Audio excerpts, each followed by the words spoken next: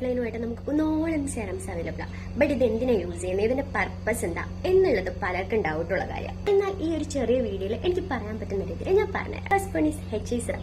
HA serum എന്ന് പറയുന്നത് നമ്മുടെ സ്കിന്നിനെ ഒന്ന് പ്ലം ആക്കാനും അതുപോലെ തന്നെ ഒന്ന് ഹൈഡ്രേറ്റ് ചെയ്യാനും പറ്റിയ ഒരു ബെസ്റ്റ് തരമാണ് HA. Next one is retinol serum. നമ്മുടെ റിങ്കിൾസും അതുപോലെ തന്നെ ഫൈൻ ലൈൻസും ഒക്കെ ഒന്ന് കുറയ്ക്കാൻ വേണ്ടി ഹെൽപ്പ് ചെയ്യുന്നതാണ് retinol. Next one is salicylic acid. നമ്മുടെ ഓയിൽ കൺട്രോൾ അതുപോലെ തന്നെ ആക്നെ കൺട്രോൾ ഇങ്ങനത്തെ പ്രോബ്ലംസ് ഒക്കെ ഫേസ് ചെയ്യുന്നവരാണെങ്കിൽ ഏറ്റവും ബെസ്റ്റ് സാലിസിലിക് ആസിഡ് സിറം.